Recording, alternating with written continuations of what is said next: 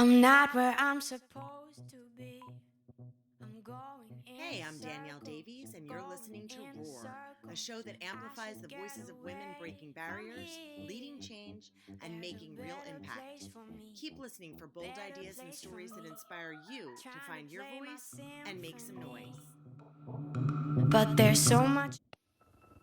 Take Back Trust is a direct to patient education and empowerment platform that helps people navigate and access reproductive health care in an increasingly restrictive landscape. Through clear, actionable resources, Take Back Trust equips individuals with the knowledge and tools they need to advocate for their rights and get the care they deserve, no matter the political climate. Hi, I'm Danielle Davies, and this is Roar, the podcast where we talk about the women making change, making noise, and making history. So there's fighting for change, and then there's making change happen. And today's guest knows how to do both. Lauren Albrecht is the Director of Advocacy and Organizing at Garden State Equality, where she spent years working to secure real wins for LGBTQ plus rights, from legislative victories to increasing representation at every level. She's also a woman in advocacy, navigating the challenges of leadership, visibility, and political organizing in a space that hasn't always made room for women. We're going to talk about what it takes to step into this work, what still needs to change, and what real representation looks like when it's done right. Lauren brings experience, strategy, and a whole lot of insight to this conversation, and I can't wait for you to hear it. So let's get into it. Welcome, Lauren. Thanks for coming. Good morning, Danielle. Thanks for having me. I'm very excited to be here. That was a really beautiful and wonderful introduction. So I'm very excited. Well, I'm excited to have you here. Thank you so much. And I feel like it's a rainy day. It's a perfect day to have this deep dive. So I'll just start. I'm just jumping right in. You've spent years advocating for LGBTQ plus rights in New Jersey. What first pulled you into this work? And was there a moment when you knew advocacy was going to be your life's work? So I can answer the first part of that very clearly, and I will find my way to the second part. Okay. So a decade ago, a friend of mine, I was working in healthcare finance. He was working in healthcare finance. We live here in Monmouth County. I worked in the hospital system for years, and then I worked in a healthcare finance vendor for years. So this is not my first career. This is my second career. Okay. And I kind of came to this second career very organically. So we were both working at the hospital, and he lives a town over from me. And he was like, I'm going to run for office in my town, which is only 1 square mile. And I want you to help me. And I was like, I don't really understand why you want me to help you. I have always been obviously a registered Democrat. I've always been engaged and aware, but not active, I would say. Right. So he was like, well, you're organized, you have your finger on the pulse of things, people in the area, come help me out. I want you to be my campaign manager. And I was like, I got to tell you, I have no idea what that means. So, but we just jumped into it. And I learned so much about how campaigns work, how politics, within 3 months, I was not hooked, because I'm still not hooked. A decade later, I'm not hooked. I'm always looking for a way out, in fact, because, the work is so hard and so emotionally fraught, but it has hooked me. I am not hooked, but it has hooked me, and I can't go anywhere. So here we are. So we started doing all of the exercises of running for office. He was making connections in the community, holding fundraisers, asking for donations, calling, cold calling, knocking on doors, cutting turf, learning how the program that we use works to knock on doors and log voters. And I was learning alongside him, and we did pretty good. Now, at that time, the county party was pouring money and resources into that race because they knew it was a very close race, and that it was a potential to flip the whole council with this one addition. So Okay. the county, yes. So the county party What was he running for exactly? Council in Neptune City. Okay. So, now he was running alongside a woman who was already on council in her first term, and she was Neptune City's first LGBTQ person elected to office. And so I started to learn so we started going to like different affinity groups in the county. Monmouth County is great because it has a caucus system. It has places to connect with minority constituencies. We have a Black caucus, we have a women's caucus, we have an LGBTQ caucus. And so I started reaching out to those groups for support for our candidate, and started going to LGBTQ caucus meetings. And I personally have always identified as an LGBTQ person, since I was a teenager. I'm 43 now, but never in like a way like to connect with activism. Like it was my privilege to be a bisexual woman married to a man in a straight presenting relationship, in a heteronormative looking situation. So it's always been my privilege to not be involved in advocacy prior to that. It was just like, I could marry a woman, I could marry a man. But in either case, in New Jersey, my rights are protected for that, So it was your privilege to be able to step back and not be involved. Exactly. Take a step back. Exactly. So I started going to these groups and getting more involved, and I started to realize that there was such a serious lack of representation in LGBTQ people in elected office in any of these spaces. When you look at the statistics, if LGBTQ people are 6 to 12% of the population, then it follows that equitable representation would be 6 to 12% of your elected officials are queer. And that is just not the case by any means, not even close. So it became sort of like something I noticed that other people taught me. Gosh, it seems like there are really not a lot of LGBT people elected to office, and then I learned from people around me, like, that is correct. That is true. Here are the people who have been fighting for this for a long time. I started growing a network, and then a few months later, the woman who had been the chair of the Monmouth Dems LGBTQ caucus unfortunately passed away. She had been battling cancer for many years. So Dear Ann. And so when Dear Ann passed away, and by the way, I am still close with her wife, Carol. Carol just moved out of Monmouth County, but the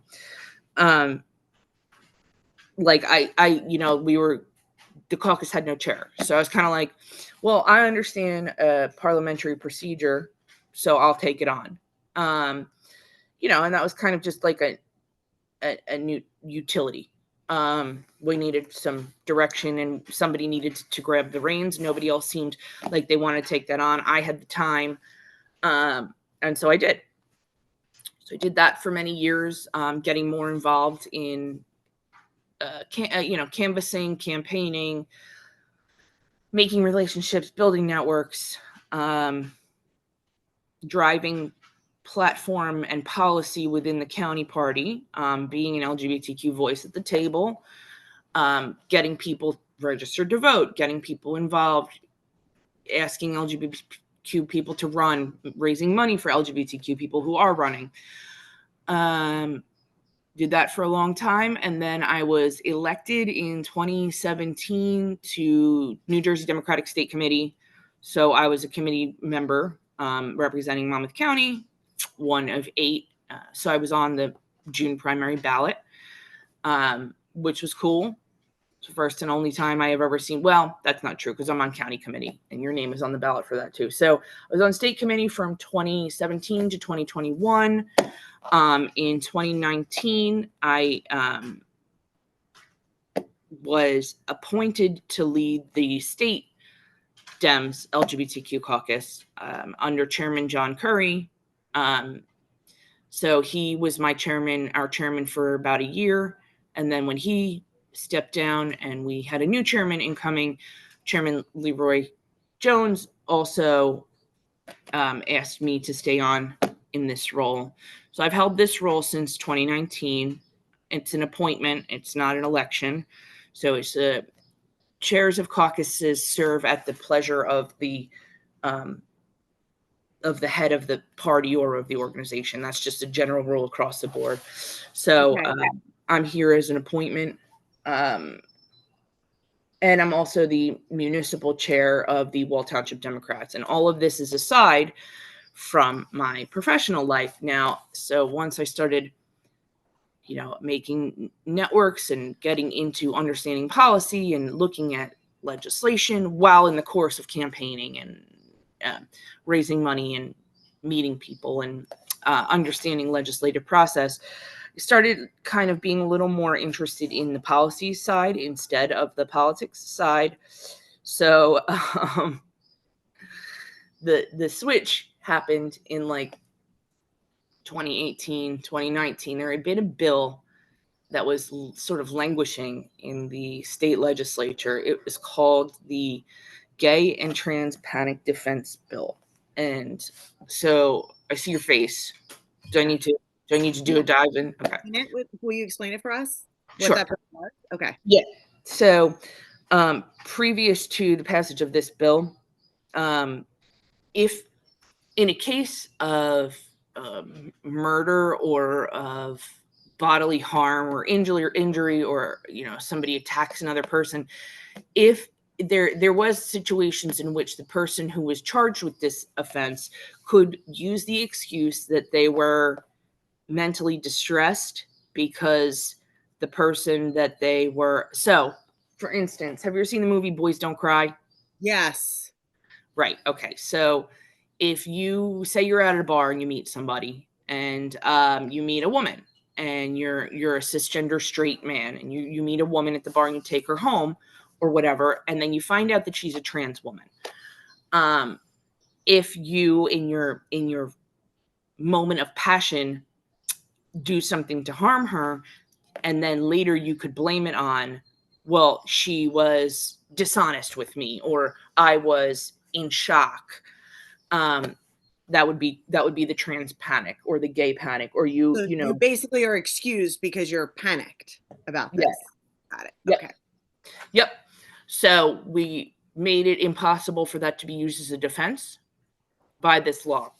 But the reason that I am here at Garden State Equality is because like 2018, the bill was not moving. It had been introduced and had been sitting there. It had been introduced this session before and didn't go anywhere. It was reintroduced this session. It wasn't going anywhere. We had two openly gay members of legislature who were leaving the legislature at the end of that year. Assemblyman Reed Gashura, who's now the mayor of Trenton, and Assemblyman Tim Eustace, who is now with, I believe, the Water Commission Department up in Bergen County. So they were leaving the legislature. The bill was not going to move, or they wanted the bill to move, but it didn't seem to be going anywhere.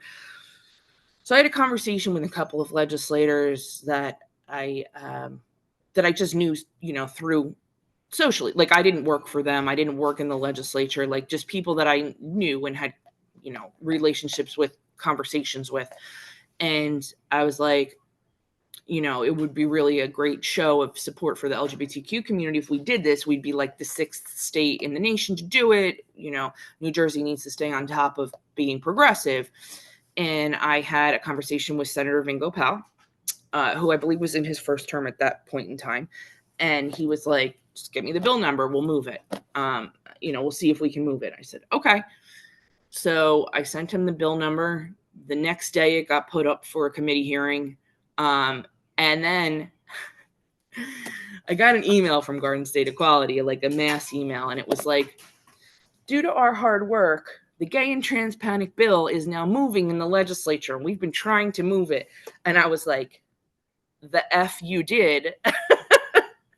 Wait, you actually got an email from them basically saying, oh, look what we did? And you're like, okay, go ahead.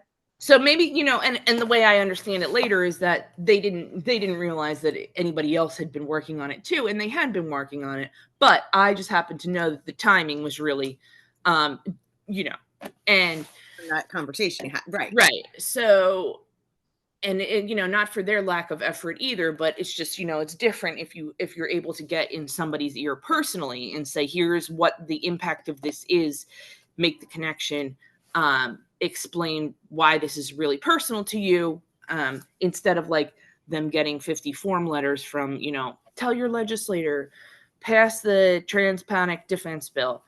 They're both equally valid strategies, but in this particular case, it was definitely the interpersonal advocacy that made the difference.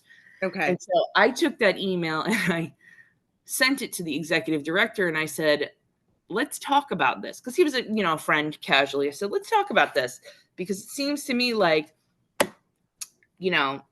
perhaps I should get some credit for this.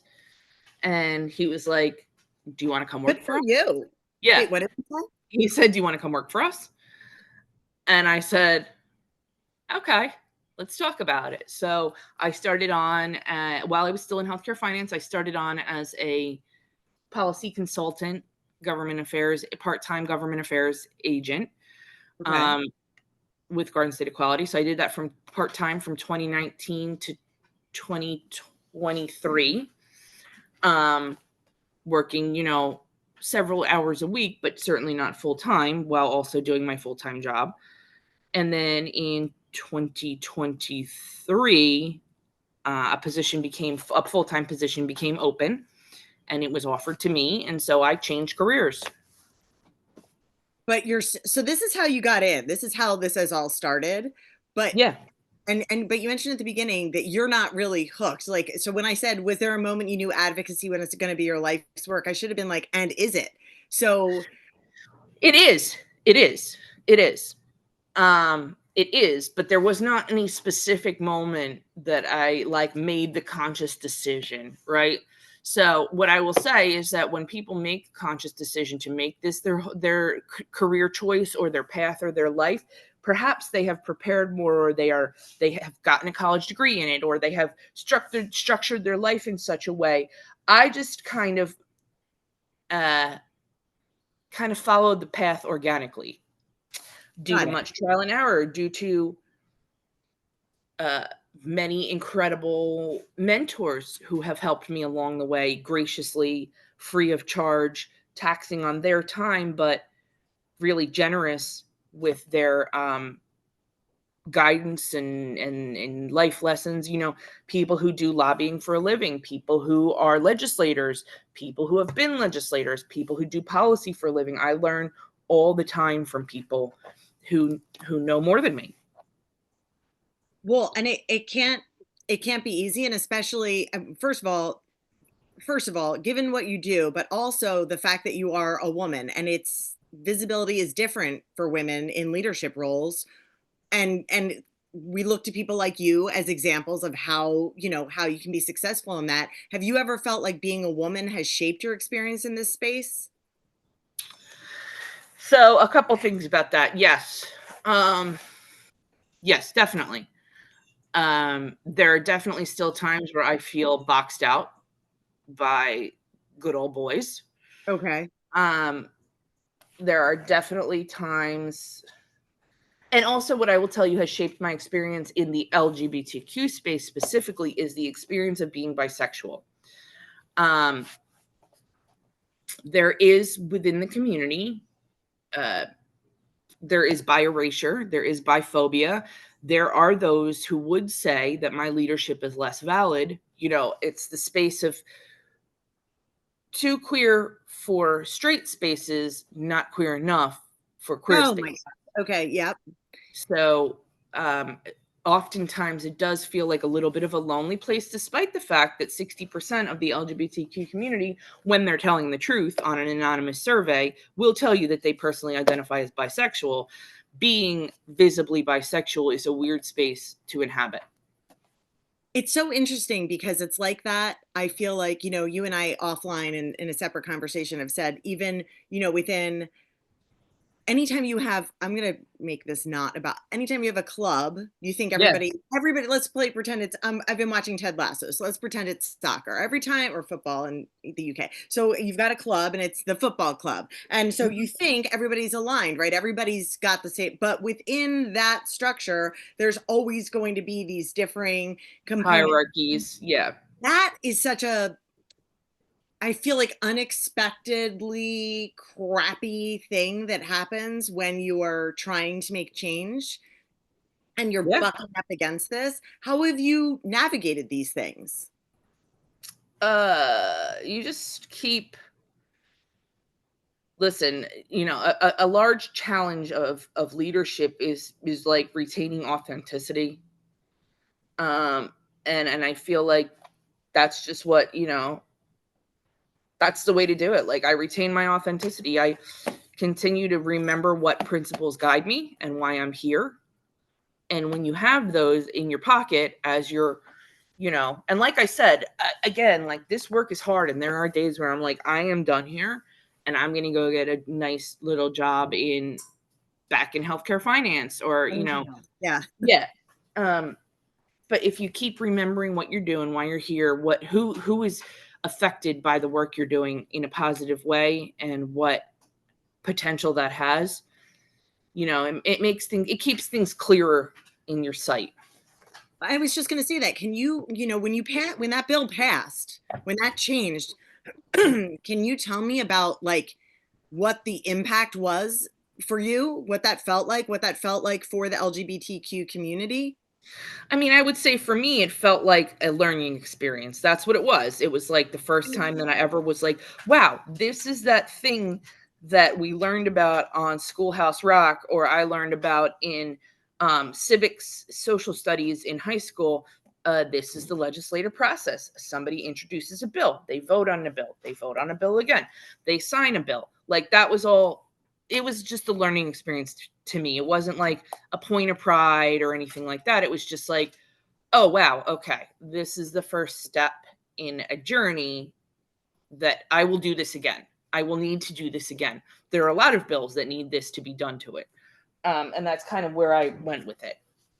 And for the LGBTQ community, listen, it had only been tried in New Jersey, or successfully used in New Jersey. I don't know how many times it's been tried. There's no way to, or attempted. There's no way, I think, to get that number, but it had only been like a successful part of a lawsuit once. But it is a benchmark of LGBTQ protections in the state. It's sort of a report card of the health of LGBTQ protections in the state to have that law passed. So like when HRC or Trevor or Victory, some of these national organizations look at how safe the index is in New Jersey for LGBTQ people, that is one of the metrics that they look at. So that was kind of like a box to tick. Got it. Yeah. Well, and you're talking about making these changes and these incremental bits of progress, and how, like, how it's like a box to tick in terms of an overall measure of safety for the LGBTQ plus community. Where do you think we're making progress, and where do you see that we're still falling short, especially in regards, because this podcast is about women, but especially in regards to women? So are we talking about in New Jersey? Oh, both. I think I'd like to talk about in New Jersey. Okay, that's what I think that if we talk about the national tone, there's too much to talk about. I gotcha. And also is beyond the control of anybody in New Jersey, what is happening at the national level right now, aside from our Congress members, but again, kind of also beyond their control. If we have a majority Democrat congressional delegation and our two senators are Democrats, what's happening in Washington, D.C. is somewhat outside of the reach. We can say, call your congressman, tell them not to vote for this spending bill or not to vote for this healthcare bill. But at the end of the day, a majority in both houses and the White House is going to do what it's going to do at the federal level. So here in New Jersey, we can talk about what is more in control and in the purview of advocates in New Jersey, and the work that I'm doing, the work that we're doing in coalition with many other organizations. Garden State Equality does not exist as a, while oftentimes being the LGBTQ org or an LGBTQ org does feel isolating sometimes, we do not exist in a bubble. We work very, very closely with other statewide organizations like ACLU, League of Women Voters, Planned Parenthood, Latino Action Network, Make the Road, Immigrant Justice, Legal Conservation Voters. We can't do work. It's a lot more effective to do work in coalition.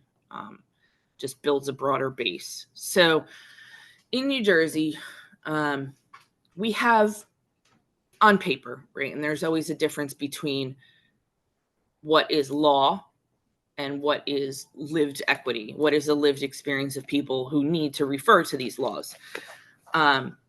So there are always things we can do to tighten that up, but we have on paper all of the rights that that you could ask for. We have a right to abortion at any time for any reason. We have a right to gender affirming care at any time for any reason. We have the ability to get, over the counter, what is it called? 48-hour, the pill, 72-hour pill. It's been a really long time since I needed that. So, I don't even remember what it's called. Plan B. So you can get that stuff at any time, and it's legally protected in New Jersey. What we need to do now is make sure that anybody who's getting it or providing it in New Jersey is protected from what happens in other states. And so what we're looking at is passing a package of shield state laws, which makes anything that happens in New Jersey, like we can't be, a provider can't be extradited to Louisiana. Got it. Like we've just seen, right? What right. They're trying to do. Exactly. Right. Okay. Well, New York already has the shield state law in place. Okay. And so the two challenges that were levied against a provider in New York, one from Texas and one from Louisiana, are not going to be reciprocated. Like the governor is not going to allow the records or the physical transfer of a prisoner or, somebody to be arrested. So it's about protecting data. It's about protecting the sanctity of the doctor-patient relationship, and about protecting the provider who provides these services. Planned Parenthood is one of the largest providers of gender-affirming care in the country. And so we need shield laws that protect both reproductive health and gender-affirming care, so that our providers who provide these very valuable services here in New Jersey are not subject to the laws of other states. So that's what we're working on right now, passing shield law protections. And let me ask you a question. I mean, because not everybody watching this knows about New Jersey politics, but we have a governor's race now. So what does that look like? What is that? So we often historically flip, right? We go Democrat, Republican, Democrat, Republican. Well, we're in a whole new era here of unprecedented, because never in New Jersey's history before did we ever have a Democratic governor 2 terms in a row. Okay. So Bill Murphy is the first Democrat to ever be reelected to a second term consecutively. And so we've already broken whatever the pattern was, which used to be Democrat, Republican, or Democrat, Republican, Democrat, Republican. So we've already broken the pattern. So I don't know that what we had previously seen as like as a pattern or as a reliable measure of what comes next is applicable here. But regardless, you're going to be dealing with a change of leadership. Are you hoping to pass these shield laws on is it a fast track? Is there a way you can make that happen sooner rather than later? We, not just me, every organization, which is like 100 that have been working on this, in all different places, the doctors, the providers, the advocates like us, other LGBTQ organizations, Planned Parenthood, civil rights organizations who believe that healthcare is a basic human right, and that's what their work in democracy is. So everybody who's been working on this hopes that it will pass before we have a new governor. Got it. Okay. So we're looking at less than a year. Okay. And talking about these different groups and these different coalitions, what do you see as, I'm feeling like the fight for LGBTQ plus rights is connected to other issues, right? So you've got women's issues, you got health issues, but there's also racial justice. What are some of the biggest overlapping policy fights right now, or So coalitions? Is it these that with you're mentioning? at Garden State Equality, we have adopted a mission that roots all of our work in anti-racism and decentering whiteness. And so when we start with the basis of that, we're looking at inequitable systems. And so anywhere that there is a place that our voice is valuable is a place that is an LGBTQ. Everything is an LGBTQ issue, right? Everything is an issue of racial justice. Everything is an issue of gender justice. And so we can't do this work without those organizations, and we hope that they understand that they can't do it without us. And we're fortunate that they do.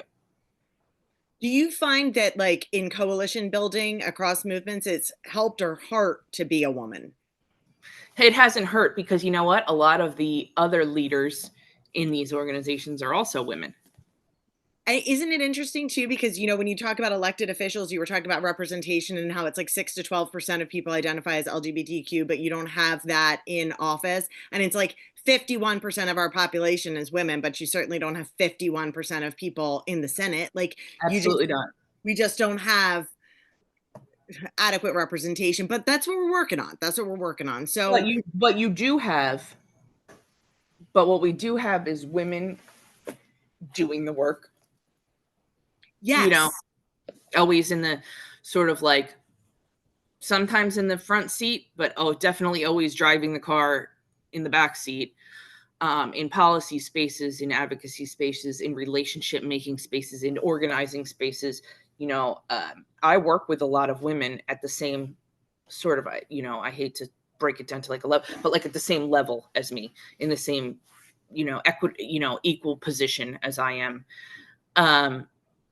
Now, based on the mission of what the organization is, we'll also, you know, it's a lot more likely that at Planned Parenthood, the leadership is going to be women. It's a lot more likely that at the League of Women Voters, the leadership is going to be women, right? Right. So, and those are like a lot of people that we work with. But yeah, I mean, in the coalition building, has being a woman, you know, affected that? No, I mean, I think it's just made the experience more authentic. When you have more skin in the game, when it's actually your rights, you know, perhaps it changes the tone of how you do your work. Definitely. I could not agree more. And tell me, how can other women, whether they're LGBTQ plus or they're allies or they're committed to a different area of interest and passion and impact, how can they show up more powerfully in the fight for equality for all? Because that's all of these things are about equality. So I think one thing I always say that I think is like such a great way to do that is to support women and LGBTQ people who are running for office, right? You might not be the one, you know, it's silly to say like, well, then what are you doing? Are you going to run? Because like, that's not for me. I'm not going to run. I mean, but you're doing the work.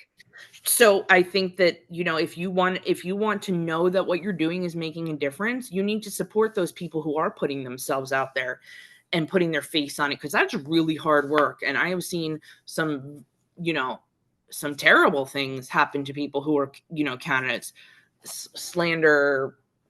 You lay your whole life out there on the line, right, for people to dissect for you. And politics is a weird and difficult and sometimes dirty space. So women who are running for office really need people to be behind them, telling them, this is why you're doing this. You're doing this because we need you to do this. Throw them a fundraiser, knock on a door for them, call them and be like, how are you holding up? I think that's I'm not opposed to the drop off of a chicken pot pie either. I know I had a friend who, like, when I was running, I met her for coffee one time. There was like a coffee meetup, and at that meetup, she like, come to my car and she gave me a chicken pot pie, and I was like, oh my God, you just fed my family. Like, thank you so much, because those little things are not little when you're enduring, when you're basically fighting for your life out there. Yeah, those are huge impactful thing. So I love that that's what you said. Is there another thing people can do besides supporting these women who are stepping into this space? Are there things they can join? What are your thoughts on Yes. protests, or even Cory Booker the other day speaking for 25 hours? Like, Yes. So go to gardenstateequality.org, sign up to volunteer, sign up to be put into our volunteer orientation program. We have a new program launching. We have tons of different ways to join us in different things. A couple weeks ago, we took a couple hundred people to Trenton for Lobby Day, and we taught our Lobby Day captains how to lobby, how to talk to legislators, where to find legislators, what happens in a committee, how to testify at committee hearing. So we do have these programs available. You can do that. You can always sign up to march with us or table with us if you just want to kind of get a feel for what the organization looks like and meet some of us and hang out and learn more. It doesn't have to be like quite so formalized. And then there's always things you can do: data input, envelope stuffing, a bunch of different ways to get involved.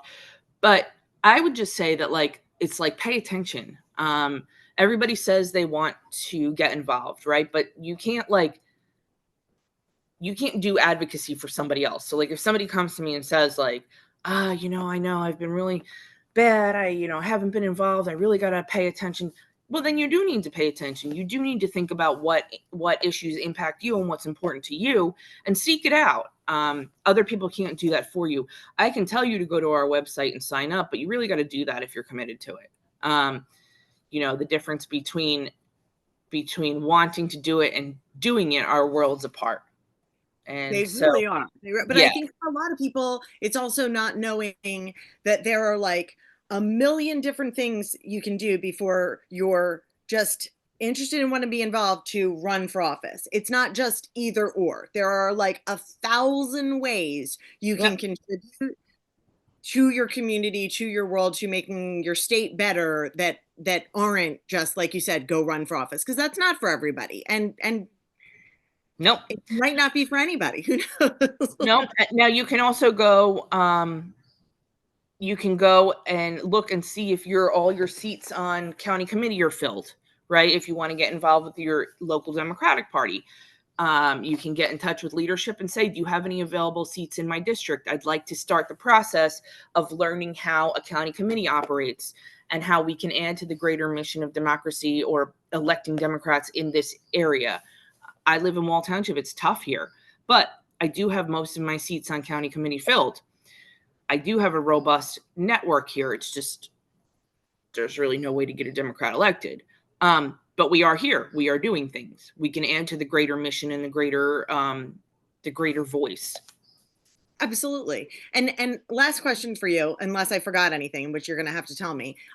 If you could snap your fingers, this is like an idealistic one, and instantly fix one issue affecting LGBTQ plus women today, what would it be? And this could be anything, because, it's a snap your fingers moment, like a genie in the bottle. It doesn't have to be totally realistic. Oh, it would be removing all barriers to care for trans women of color. Wow, that was the best. Yeah, it would be the solving of the problem of access, of provider literacy, which is still a thing. Healthcare costs, so universal Medicaid that covers everything, or Medicare that covers everything, with no denials. So it would be a situation or a solution in which trans women were not seeking, did not come up against so many barriers to get the healthcare that they medically necessarily need. That's what it would be. Oh God. Or is that just like too? No. So, I mean, in multiple ways. So provider literacy is definitely a problem. There are tons of providers who are general medical practitioners, or even endocrinologists or gynecologists, who are not literate in caring for the trans population.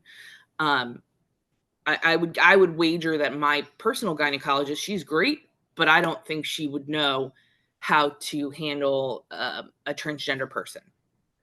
Gotcha. She's great, but she's a little older. She's, the clientele in the office is definitely not. I don't think I've ever, seen transgender people there. So, provider literacy is one thing. Cost of medications is another thing. Health insurance is another thing. Who is able to get what they need when they need it, and why are they denied for it? I mean, I have lots of friends who are on hormone medication or other therapy medications for their medical needs, and they get denied all the time. Like every time their provider puts in a script, their health insurance will deny it, and then the doctor has to argue it as medically necessary. So where does that leave us? What is the fix for that? I don't know. There's like 5,000 different answers to that. Gotcha. Well, you've got your work cut out for you. Fortunately, I don't do it alone. And I really appreciate, I don't know why there's an echo now, so it's throwing me off, but I really appreciate like the work that you do. Is there anything that I didn't ask that you wanted to go over? I know like you said, nationwide, this is a particularly it's a whole different conversation. And I feel like you brought that up a little bit when you talked about the SHIELD laws, but do you have any advice for people in these spaces in the LGBT plus communities for the next 3.5, 4 years of what we hope will be the end of this administration? First of all, if we want it to only be 3.5 years, everybody needs to get out of their apathetic phase. A lot, people keep saying that New Jersey almost was red last time, overly voted for Trump. What happened was a lot of people who voted for Biden in 2020 stayed home in 24. And so we need to get past that. It's not that there's more, it's not that there's an overwhelming mandate for Republicans or Trump in New Jersey. What happened is a lot of people who voted for Biden in 2020 stayed home this time. And we need to get over that. We simply can't have that anymore. We're at a do or die point. And again, like our transgender population really needs people to pay attention. That's like the perfect send-off. Lauren, thank you so much for your time. I really appreciate it. It was so nice talking to you, and getting to see your plants and your artwork in the background was like an extra treat. Thanks. So anyway, thank you so much. Of course. You were awesome. Yeah. And I'll keep you posted on when this is coming out. Awesome. Danielle, thanks so much. Thanks for tuning into this episode of Roar. If Lauren's story lit a fire under you, you're not alone. She's the kind of advocate who reminds us that real change takes courage, community, and a hell of a lot of persistence. And mark your calendars. Our next guest is none other than Catherine Senner, New York Times bestselling author of feel-good fiction. We're diving into why joy is not frivolous, how stories can be acts of resistance, and why women's emotional lives deserve center stage. Trust me, you don't want to miss it. If you love this conversation, make sure you're on my email list so you never miss an episode or a moment of inspiration. Head to danielledavies.com or check the link in the show notes to sign up. As always, thanks for being here, and I'll see you next time.